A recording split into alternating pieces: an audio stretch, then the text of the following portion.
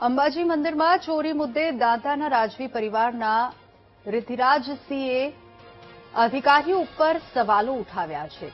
આઉટસોર્સિંગના કર્મચારીને ભંડારાના રૂપિયાની ગણતરીની જવાબદારી સોંપતા રોષ વ્યક્ત કરવામાં આવ્યો અને આ જવાબદારી પહેલા સિક્યોરિટી અને પોલીસની જવાબદારી હોય છે. પોલીસને જણાવવાનું હોય છે. આઉટસોર્સિંગના કર્મચારીઓ પૈસા ગણવા એટલે ચોરીને આમંત્રણ આપતા હોવાનો દાવો કર્યો છે.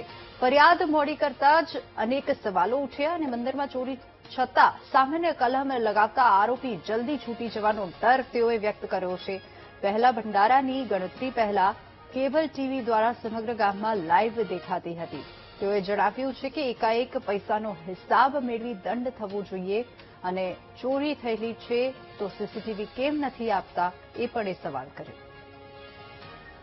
मैं ये पूछना चाहूंगा अधिकारियों से सबसे कि अगर आउटसोर्सिंग का अधिकारी है और वो बाहर से काम कर रहा है, आउटसोर्सिंग का है, आपका परमानेंट वर्कर नहीं है, तो उसको इतने बड़े भंडारे की जवाबदारी आप दे कैसे सकते हो?